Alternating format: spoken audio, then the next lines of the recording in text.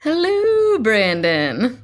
Hello, Hannah, from the home studios of the Leaders Way podcast. It's true. Every time I sort of scan the bookshelves, like these are not decorative bookshelves, these are functional, which means sometimes the books are coming and going. And I like to kind of scan to make sure everything's above board. I don't know what could possibly be on the bookshelf that I would need to remove, but Your studio is particularly studious. it's very I, studious. yeah, it looks just so put together and like your whole life is put together. Oh, well, that's it's a charade. Facade and charade. Yes. Oh.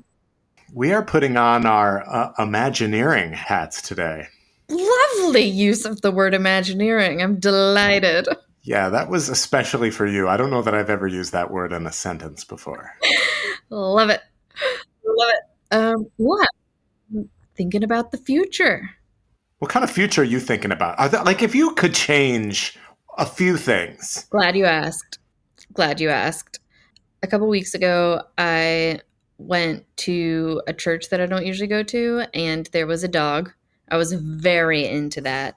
The dog went up in the sort of the receiving line for the Eucharist. I assume the dog did not partake, but that led me to think always there should be lots more dogs in church. That's what I want to see in the future. Oh. Which I think could be a kind of back to the future, because my understanding is that in the Middle Ages, right? Like you brought your livestock with you to church if you had no one to watch your livestock, right? Because they might get stolen if you go down to the local parish and left Bessie. For the record, I have the same feeling about babies. Like there should be children and noise in church. This is not, we're not like pretending to be something we aren't when we show up in the house of the Lord. Okay. Rant over. I ran out of breath. Okay. That's your next book or article that could go on your shelf. What would you like to see? Okay. I mean, there's just so much. I'm going to say that I need the food in your garden variety Italian restaurant to be better. Sure.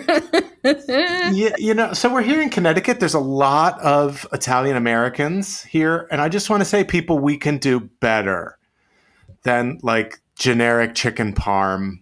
All the veal dishes need to go away because they're unethical. There, see, there, I said it.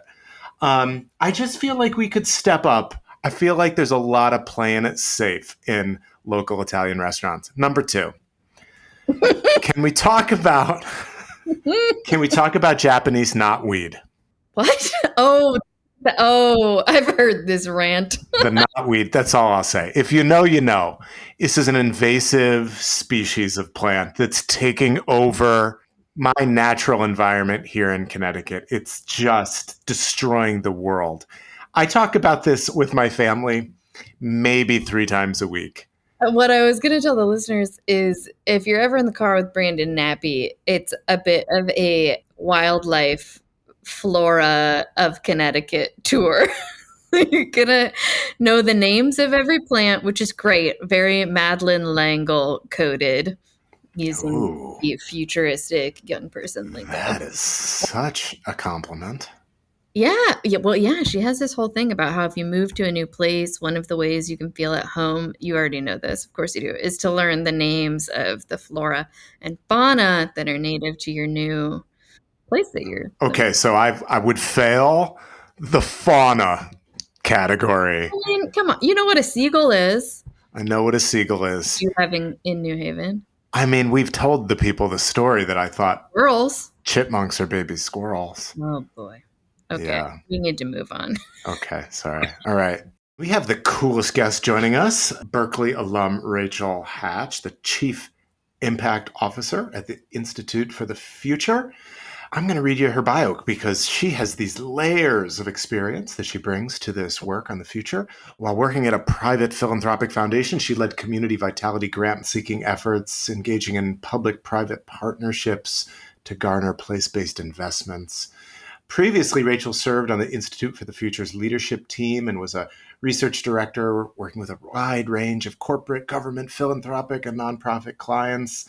She's the author of Museum 2040, Citizen Artists in the New Economy, co-author of Hack Your Way to a Better Future, and a featured speaker for Forecasting for Alternative Futures for California.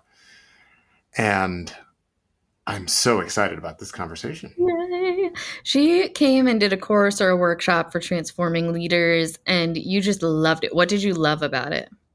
I love how she provided a kind of framework to help us think in a really thoughtful way about the future, because sometimes I can kind of fall down the doom rabbit hole. And so her path is very thoughtful. It's wide-eyed, open-eyed about challenges, but also hopeful about ways in which we can create a desired future, a future where equity and love and compassion abound.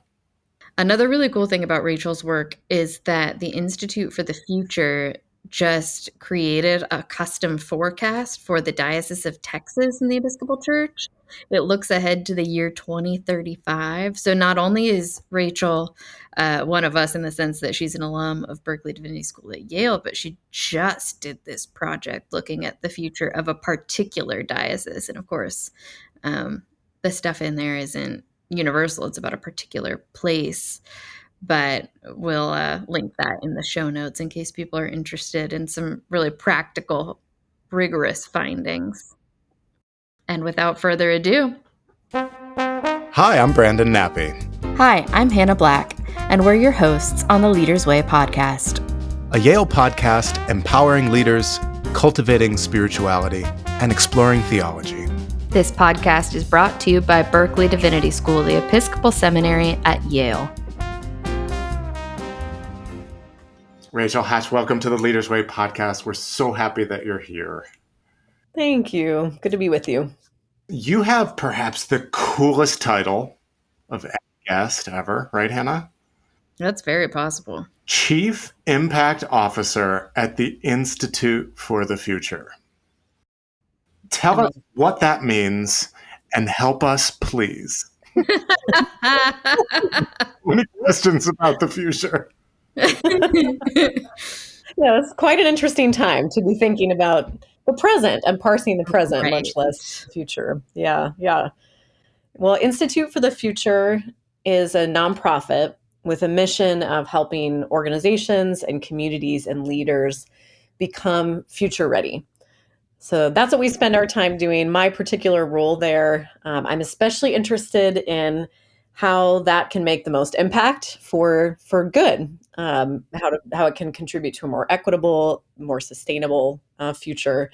So my role as Chief Impact Officer, I get to spend time really focused on community-based foresight, often place-based, people in a physical place, thinking about the future of that place from a wide array of perspectives. Sometimes community-based foresight takes the form of affinity groups who are trying to think about one kind of particular future and how to shape a preferred future in that sense. So that's what I get to spend my time doing, and it's often working in service of philanthropic organizations, large nonprofits, educational institutions. So that's the neck of the woods that I spend the most time with at Institute for the Future. That's really interesting. And it dovetails actually really nicely from a couple other conversations we've had recently where we've been talking about the role that we can have in actively imagining the future that we would like to see and how that's a really tough muscle to work and really important. And you have to have an imagination of what you want the future to be like if you're going to try to enact any kind of change in a robust way. I wonder, as someone who has a theology background and is a futurist, do you have a sense of, I don't know, trends that you're seeing in society where you can predict that we're going that would impact the church? Is that something you think about in your role at all? Yeah, and I'll start. We in our practice we make a distinction between forecasting the future and predicting the I was future. wondering about the word predict. Is that Yeah. And it's understandable. People think of, a futurist or somebody who's practicing strategic foresight that it's understandable. They would think it's about predicting the future.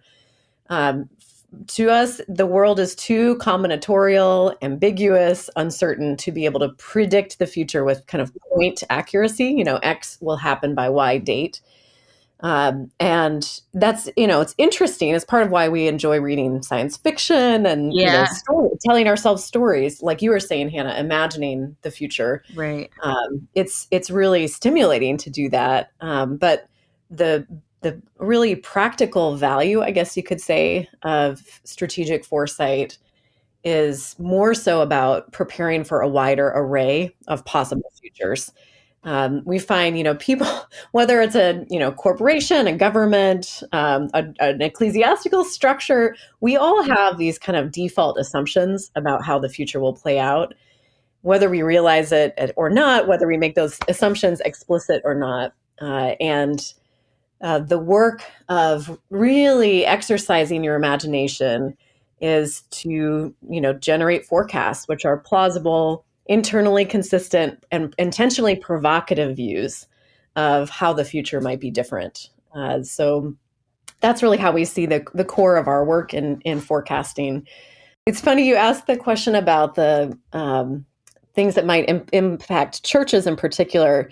My own kind of connection story with strategic foresight was when I was at Berkeley Divinity School, and we were doing the Anglican Colloquium series, and there was a guest speaker who came to campus. I think, Brandon, I've probably shared this story with you. It was Bob Johansson from Institute for the Oh, Future. right. He was doing coming to present a forecast that was on external future forces that might impact the Episcopal Church specifically. Uh-huh.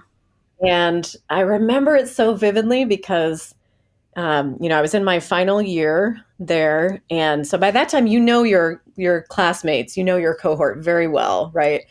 And I was kind of scanning the room as he was talking about things like how climate change might impact churches, Hmm. how new media might impact churches. Yeah. And so this would have been in 2007, 8 timeframe.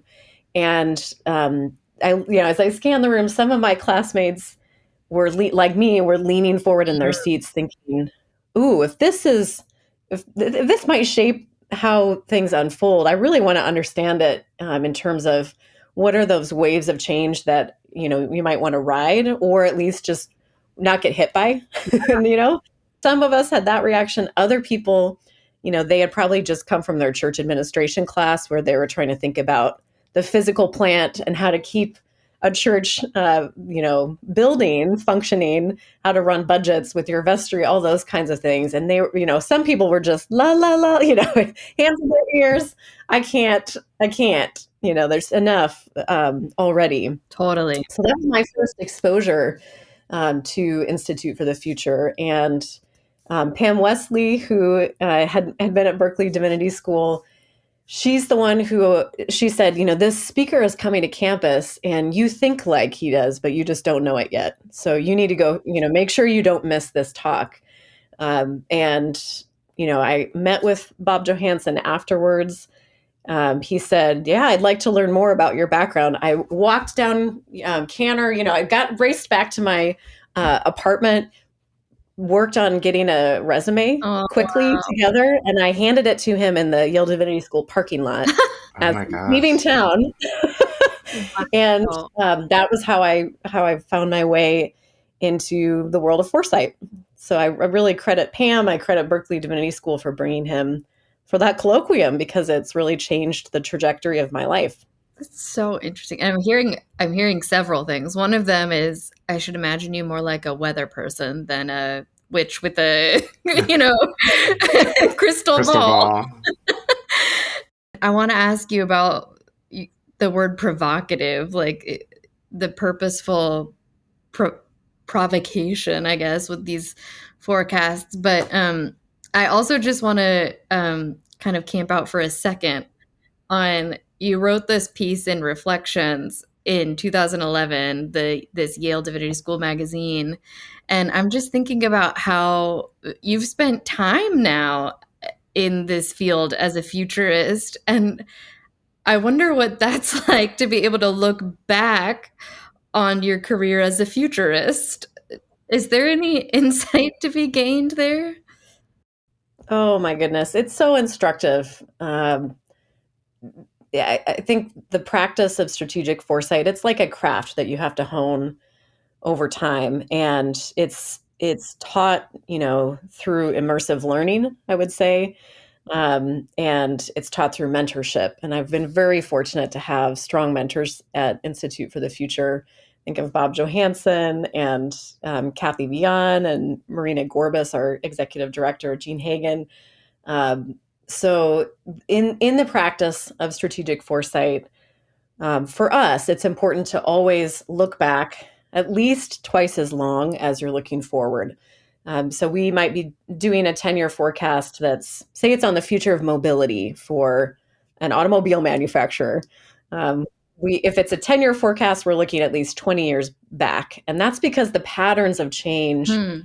emerge over time. They start as weak signals, perhaps, and then they start to pick up speed, or there's something that accelerates, or there's something combinatorial that happens where maybe something was just percolating along slowly, but it really comes to the fore. My executive director, Marina Gorbis, as a refrain, she'll note that you cannot be a futurist, a good futurist, without also being a student of history. So that's essential. But the piece that you referenced in Reflections magazine, so I really haven't looked at it in so long. It was in 2011, looking 10 years ahead to the year 2021, which now obviously we've marked that moment. And I titled it Already Not Yet: Hopes and Fears for 2021. And for me, the theological concept of the already not yet it's just in my bones. So it's part of how I understand my own faith, this liminal space. And I think a lot of strategic foresight is living in liminality. It is trying to anticipate what's coming, that you can't necessarily point to and have facts about and certainty and hold tightly to, but nevertheless, it's starting to emerge. It's emergent. So in that piece, I'm just looking back, literally just scrolling through it Mhm. as we speak, and a lot of the conversation, because of the curation of that particular issue of Reflections magazine, it was called "I Believe: Facing the New Media Explosion." So this who Yeah. contributed was talking about new media in 2011. This was at a time when Facebook was starting to proliferate. It was no longer just for people on particular college campuses. It was broad, had become broader. And I remember, some debates with people in my final year, are we going to stay in touch on Facebook or not? After, oh, I think it's awful. It's going to be the bane of everyone's existence. It's going to cheapen social connections, and then others, okay, but you're moving across the country and I've spent the last 3 years with you. So how are we going to stay in touch? Couldn't we use this? So that was, very much in conversation at the time. And I'll just share one example. Yeah. That of a hope for 2021 that I was sharing in 2011.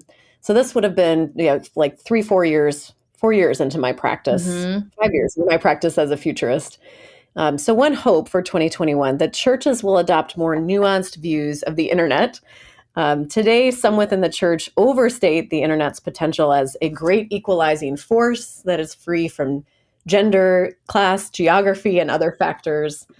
And I was noting at the time, this view held by many technological optimists ignores the obvious digital divide access issue to the internet in the first place.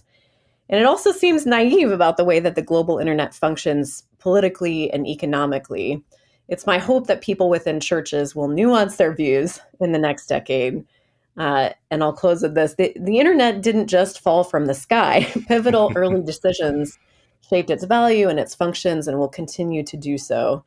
And then, it goes on. And I feel like I should scan this and see if I talked about artificial intelligence in this one Mm. too. Oh, Yeah. you'd get so many extra Sure. points if you did. So many echoes of Yeah. conversations that we're having today.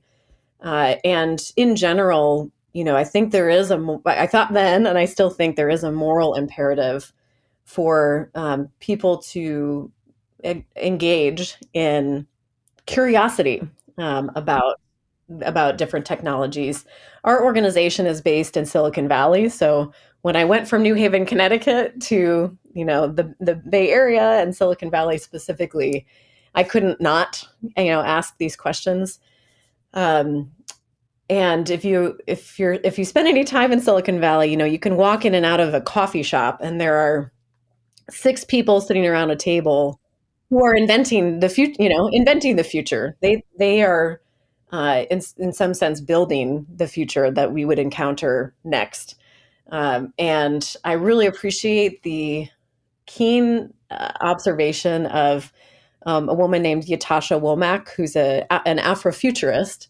And she gave a foresight talk at Institute for the Future in 2023. And she just asked very plainly, whose imagination are you living in? Whose imagination are you living in? And, I find that such a provocative question. And, you walk in and out of those Silicon Valley coffee shops, and it doesn't have to be that those are the people imagining some of the things that would be transformative. One big shift, if you think of the impact of technology right now, we're seeing technologists and tech company leaders are having a really outsized impact on our political arena, regulatory landscape, and so we have to pay attention, even if we don't think that technology is our job, vocation, interest area. So, yeah. So I'm intrigued by your invitation to pay attention. I'm a gardener, as our listeners will know, and I spend a lot of time sort of managing the weeds. And I can easily get lost in the weeds. And I wonder if if there's the same kind of temptation in parish ministry.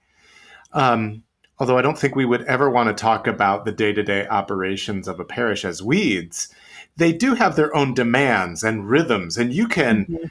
gosh, you can Mhm. spend 50 hours a week just keeping the lights on in a Mhm. parish and doing all the wonderful Absolutely. things that priests do, caring for people, celebrating the sacraments, managing staff, taking care of a building, all holy and wonderful. And you can do that really well and not pay any attention to the future, the changing landscape, what's happening Yes. in our communities. Mhm. And so there's a Mhm. kind of there's a kind of parallel call, it seems to me, or maybe you have a different way of saying this, to both kind of keep the lights on and do what we're doing and do it as well and as loving as we can, but also to have an eye toward the changing conditions and to the horizon. You're working with organizations all the time. How do you help people sort of lift their head up and look around them and not just keep head down all the time? Mhm. Yeah, and this dilemma of how to balance the tyranny of the of the present, the things that are absolutely of paramount importance and can't not be done, and done well. Balancing that with thinking of the long-term future is that dilemma is present in every sector of our society, right? And I'm thinking especially now of people who may be new in ministry and are maybe they're heading to their first church and are trying to imagine how to craft this vocation in such a way that they will be able to sustain it and be able to live into their calling. Um, and there are a couple things that come to mind. One is that strategic foresight and future readiness it's like a muscle, just like anything else. You need to practice it, not in an episodic way, but in a habit forming way. And for your listeners, there's one really simple inroad into future readiness that I would commend to them it is scanning for signals of change. And how we would define a signal of change is it's an early indicator of a future direction of change. It's not headline news necessarily all the time. It's not at the level of a big, shift, a big driver of change that we might consider like changing demographics, for instance. But where you start to notice just around the edges, something is a little bit different. This may come up through a conversation with a child or a grandchild where you think, I would never have thought to do this or that. So it could be through an interaction that portends something about a generational shift.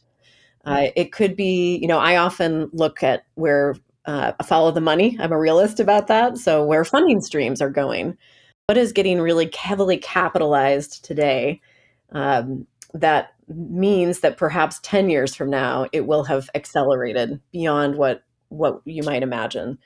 I go to even this was a stretch for me when I graduated from divinity school, but I will often look at DARPA, the Defense Advanced Research Projects Agency. There's a lot in our U.S. context, as we know. There's a lot of military investments that get made, and innovations that happen that impact the military first, but ultimately end up impacting the rest of us in our daily lives.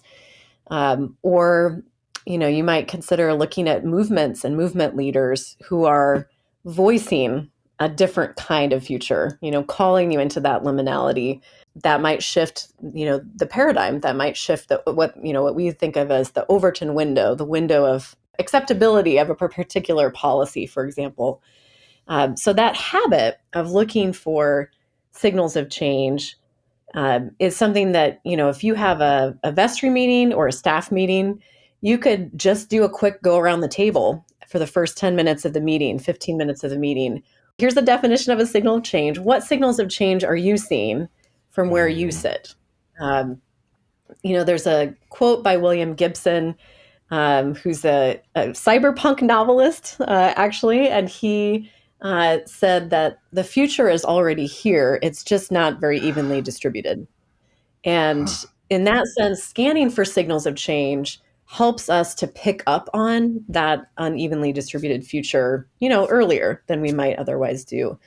So that's a really accessible kind of habit to build in when you're trying to figure out how to get to the hospital, and see somebody at their bedside that needs to be seen, and yet also get ready for the changes in the next decade. So I have two follow-up questions about that because I think I'm beginning to pick up what you're putting down, but it's also still a little bit fuzzy for me. So could you give like a few concrete examples of what people might say in a meeting if you were to do that, or signals of change that you've seen, or that kind of a thing? Yeah, so here's an example of a signal of change that's recently come up. Um, your listeners, some may remember 3 Mile Island, the nuclear facility, which had a meltdown and then shut down years ago, and was at the center of a lot of discussion about how do we want to power our energy future, for example.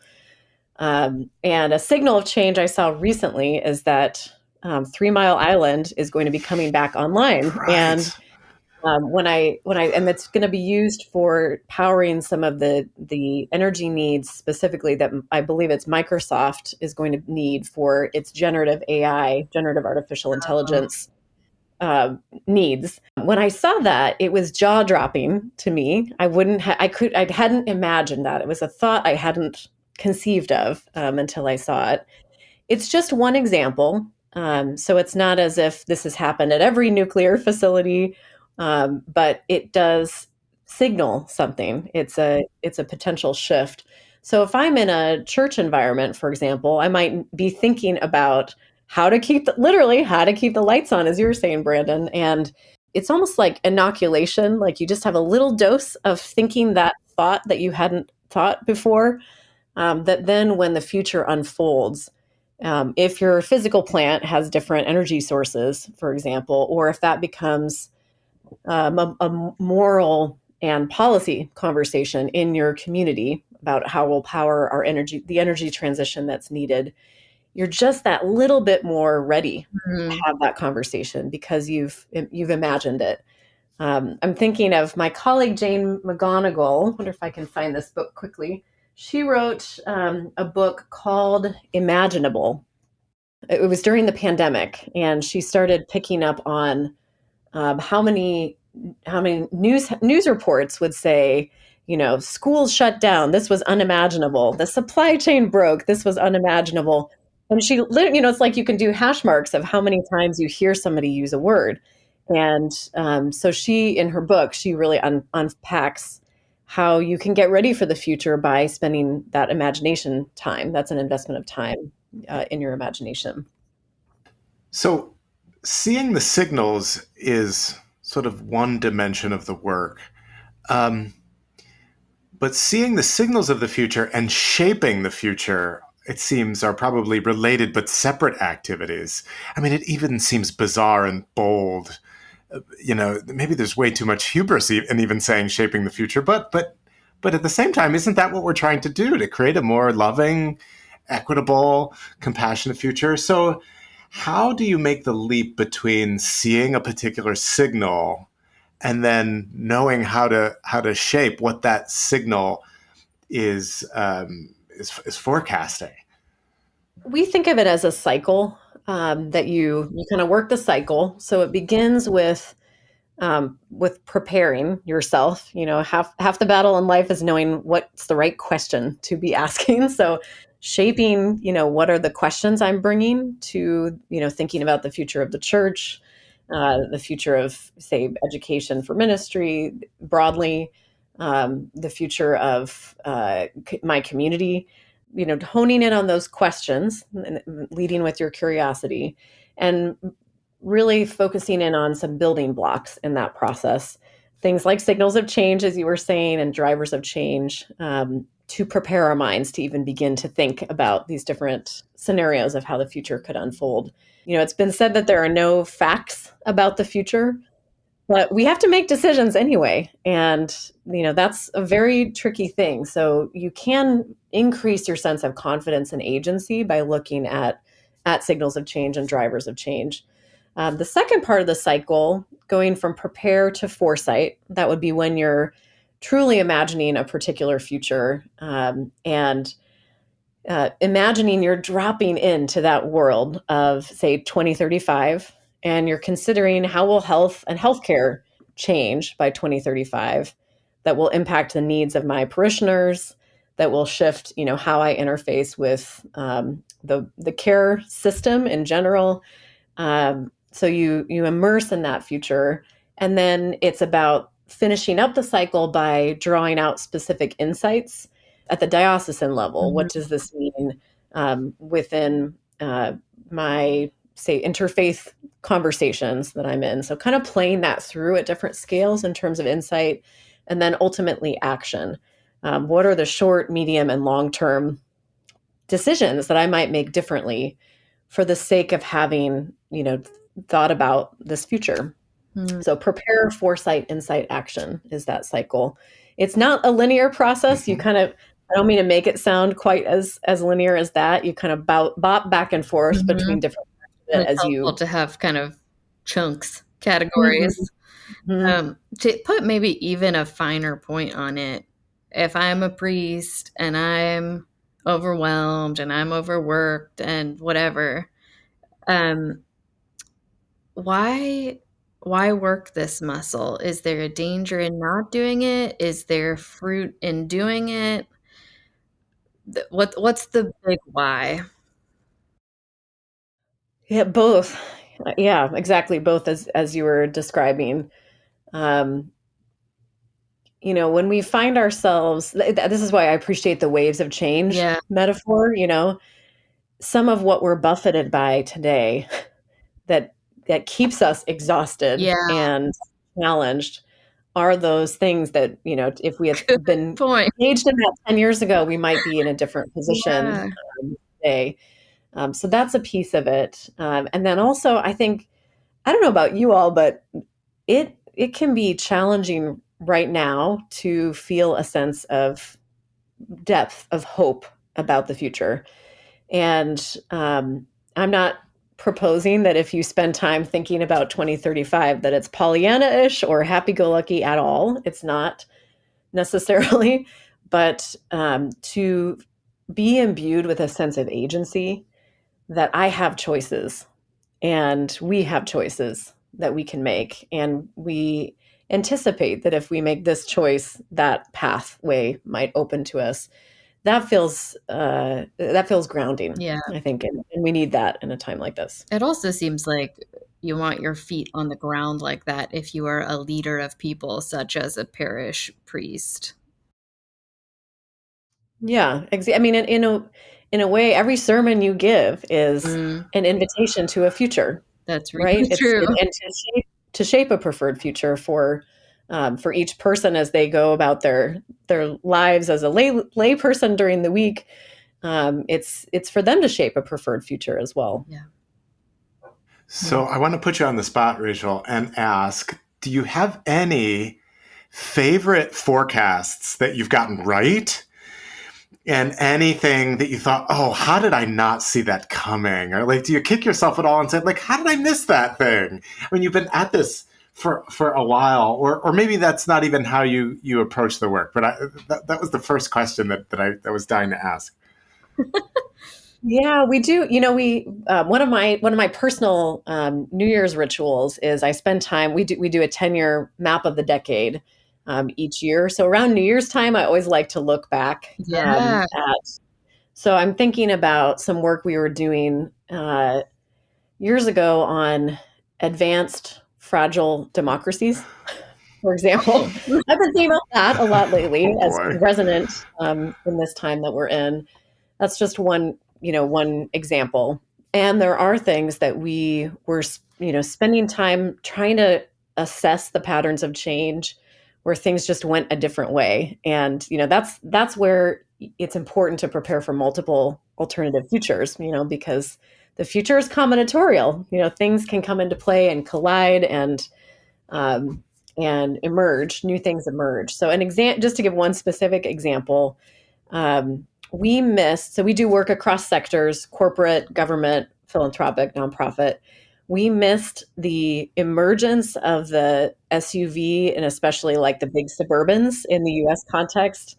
And my colleague Bob Johansson will share this example with humility about how we missed it by tracking what was happening in kind of energy and climate at the time, stranded assets that particularly energy companies have on their balance sheets that they know they will not be able to leverage, and yet the prices for gasoline were not, showing that, recognizing that at the time. So that's an example. This was in the U.S. context in particular that we missed it. so there's definitely a dynamic within the Episcopal Church at the moment that I would imagine exists in other faith communities as well, where it's easy to have a lot of anxiety about the shifting landscape. And it may be that these signs of change are just like all around us screaming at us, or we're sort of feeling like we're in the middle of a wave. And maybe without a very clear vision cast or imagination of what's on the other side of this kind of rough and tumble wave experience. But as a futurist and a theologian, I mean, what would you say to a parish priest who came to you with a lot of worry about their average Sunday attendance, or one of these kinds of changes about the way people are gathering that really has church folk feeling not grounded? Yeah, anxiety about the future is, we think of it as one of kind of four traps that keep us Ooh. caught in the present. And it's completely natural, and we all experience anxiety about the future. Much less anxiety about the present, as you were saying. What's my Sunday attendance this week? What was it last week? What will it be after Easter? That conundrum. It's very natural to have anxiety about the future. Kind of antidote to that is to pre-experience the future. Hmm. So we'll often generate um, visuals that immerse us in a particular future, so that we kind of have like a dunk tank experience in it before it happens. That anxiety is real, and we have to make decisions anyway Yeah. to get ourselves better prepared. And it seems like it's better to make decisions with your head in the dunk tank than with your head in the sand, or what, my metaphor is truly falling apart at this point. But it seems like even if the future isn't um, this rose-colored past when it comes to something like average Sunday attendance, we don't want to just kind of ignore that the tide is shifting. We want to make wise decisions with an awareness that the tide is shifting. Is that right?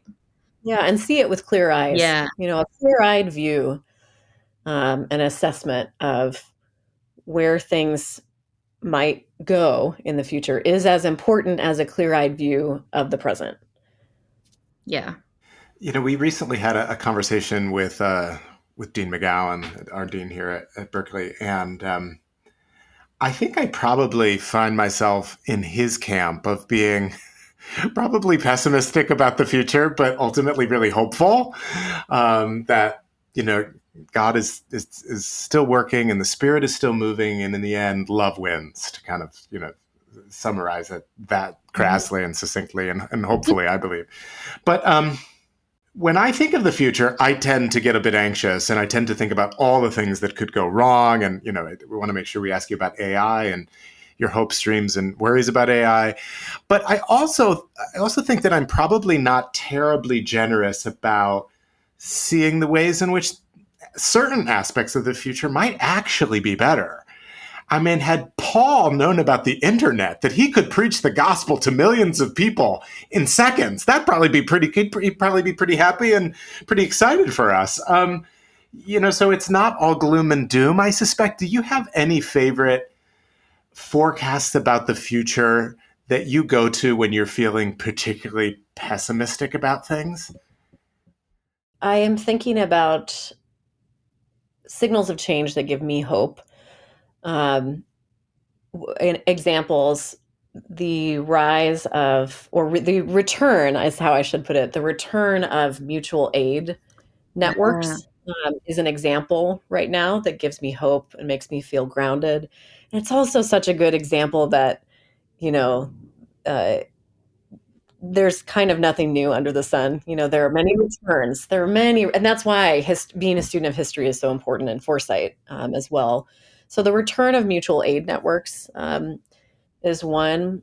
In the I mentioned I do a fair amount of work in philanthropy in my role, and the rise of so specific signal I'm thinking of.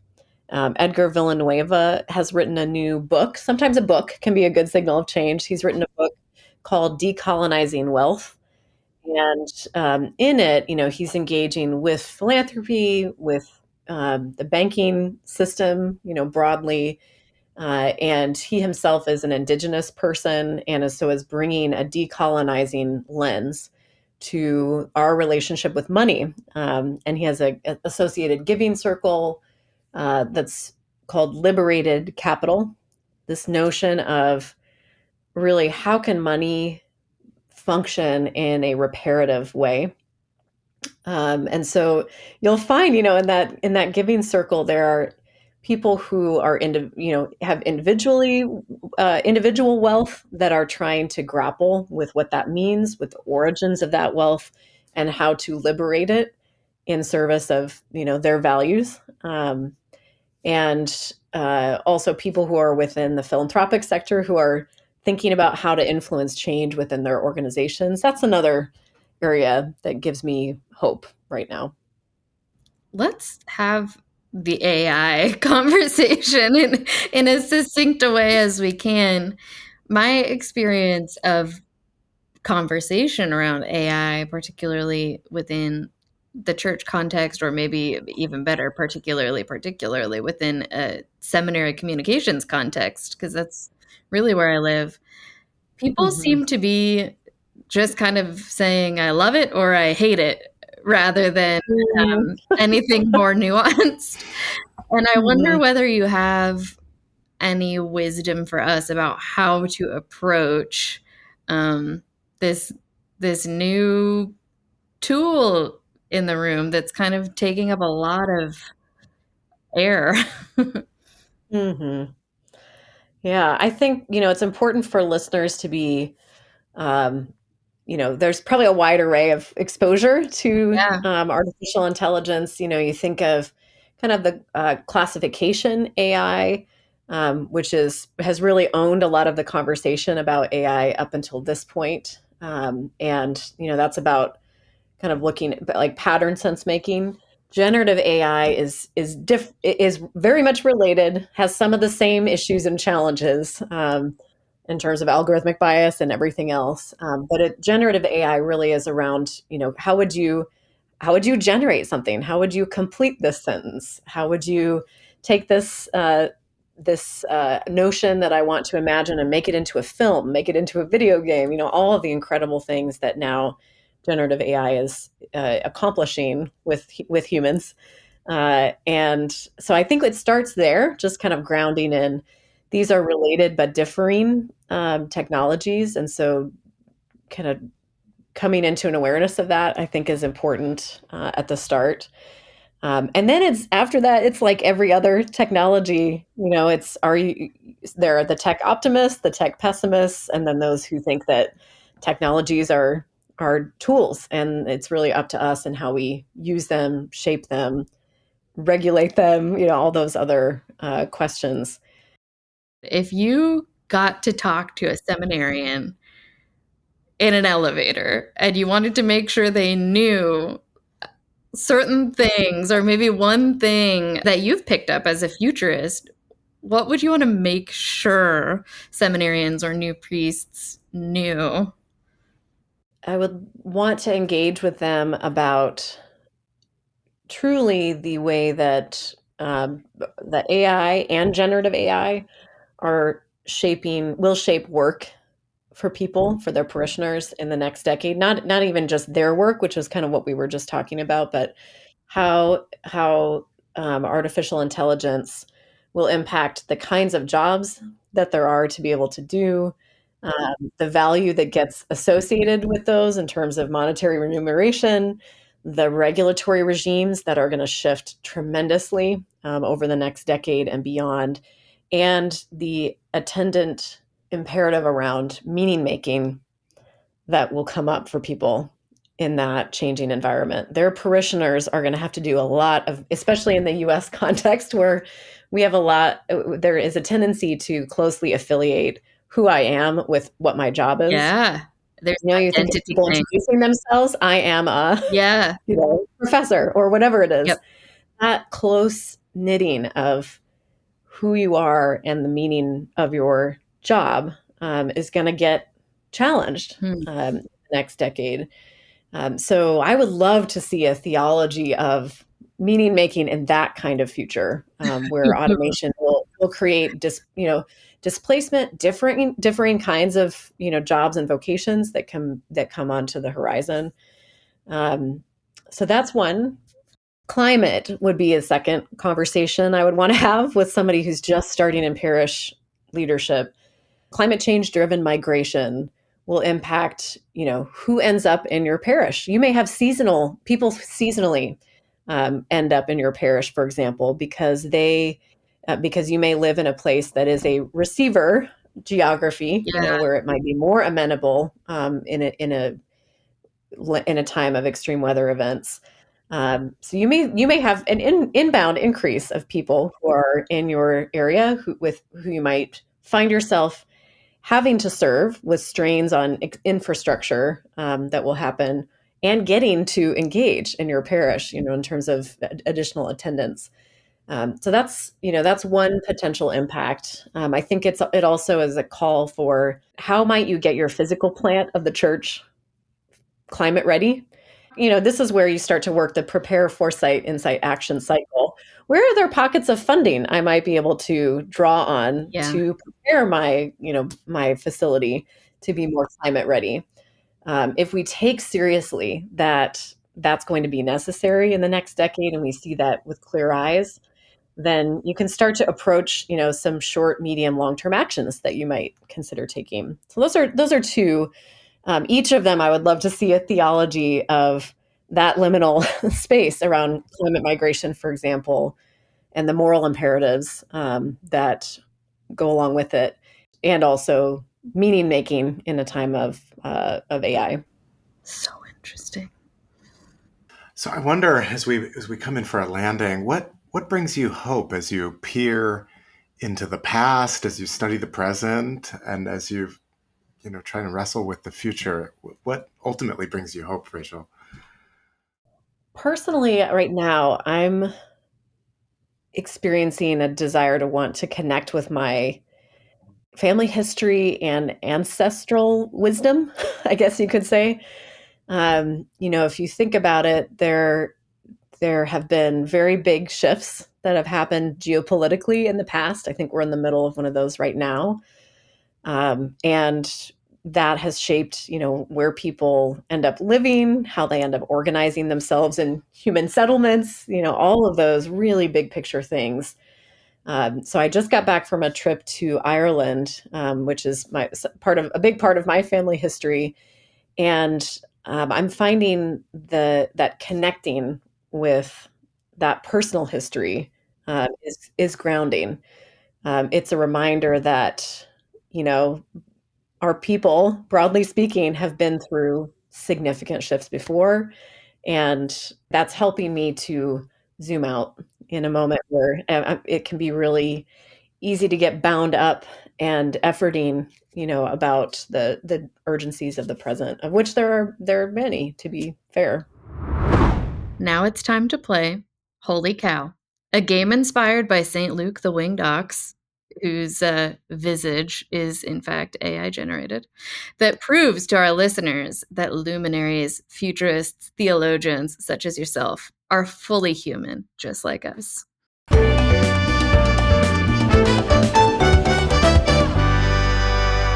Because the people want to know, Rachel. What's your favorite go-to snack? Seaweed. Ooh, good one. Love it. Do you Seaweed. have a favorite way of consuming seaweed? Not gracefully. That's my Oh, way.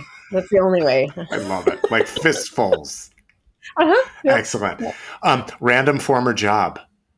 I worked at the library at Yale Divinity School and loved it. And I got to visit again a couple of years back when I came to campus, and I saw Susanna Stell Homer and some of Oh, the others bestie of who are ours. still there. Yeah. Oh, it's the dream YDS job, right? You can do some homework while Gorgeous. getting And paid. I come by it honestly. My dad is a retired university reference librarian, so libraries, as you said, Hannah, curiosity is our friend, It is. and I fully believe that, and so that was one of my favorite past jobs. Number 3, the weirdest thing in your refrigerator right now. We have many, many jams in Oh, our refrigerator. What, Fig what's your jam, favorite? strawberry, raspberry jam, all the jams, hot and spicy jams, sweet jams. I credit my spicy husband. jam. He likes jams, but now the top shelf of our fridge is so full of them, and the light is right above it. I feel like it got, two shades darker in our fridge. When you open it, the light comes on, but it's just all jam tinted. I'm here for the jam. Yeah. Um, okay, bad habit that you are willing to share.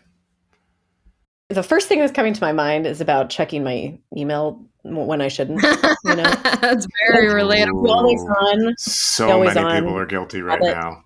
I confess. The smallest hill you'll die on. Our final question.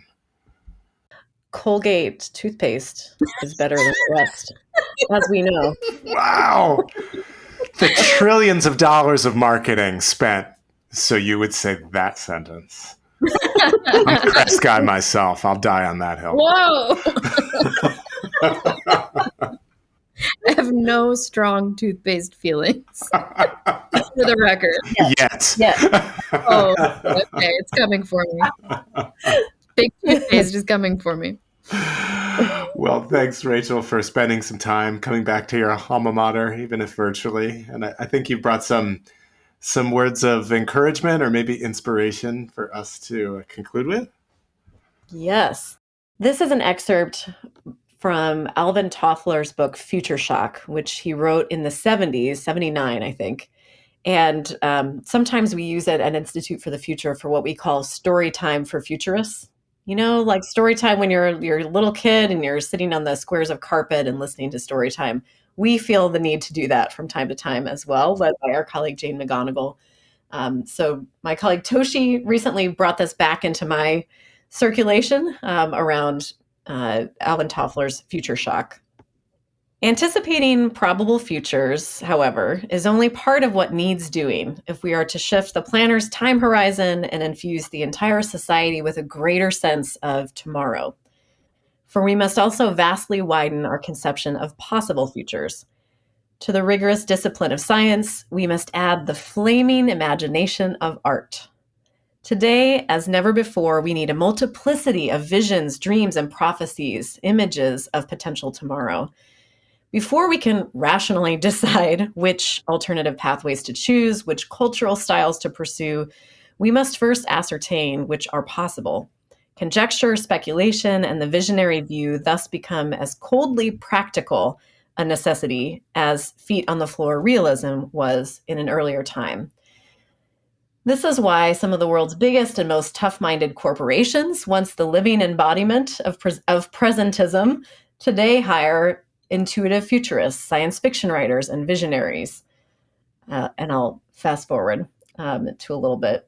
Corporations must not remain the only agencies with access to such services. Local governments, schools, voluntary associations, and others also need to examine their potential futures imaginatively. One way to help them do so would be to establish in each community imaginetic centers devoted to technically assisted brainstorming. These would be places where people noted for creative imagination rather than technical expertise are brought together to examine present crises, to anticipate future crises, and to speculate freely, even playfully, about possible futures. What, for example, are the possible futures of urban transportation? Traffic is a problem involving space. How might the city of tomorrow cope with the movement of men and objects through space? To speculate about this question, an imaginetic center might enlist artists, sculptors, dancers, furniture designers, parking lot attendants, and a variety of other people who, in one way or another, manipulate space imaginatively. Such people assembled under the right circumstances would inevitably come up with ideas of which the technocratic city planners, the highway engineers, and transit authorities have never dreamed. Musicians, people who live near airports, jackhammermen, and subway conductors might well imagine new ways to organize, mask, or suppress noise. Groups of young people might be invited to ransack their minds for previously unexamined approaches to urban sanitation, crowding, ethnic conflict, care of the aged, or 1,000 other present and future problems. In any such effort, the overwhelming majority of ideas put forward will, of course, be absurd, funny, or technically impossible. Yet the essence of creativity is a willingness to play the fool, to toy with the absurd, only later submitting the stream of ideas to harsh critical judgment. The application of the imagination to the future thus requires an environment in which it is safe to err, in which novel juxtapositions of ideas can be freely expressed before being critically sifted. We need sanctuaries for social imagination. Go forth and imagine. Thanks for listening to the Leader's Way podcast. You can learn more about this episode at berkeleydivinity.yale.edu/podcast. Follow along with us on Instagram at theleadersway.podcast. And you can rate and review us on your podcast app, and be sure to hit follow so you never miss an episode. And if you like this episode, please share it with a friend. Until next time. Peace be with you.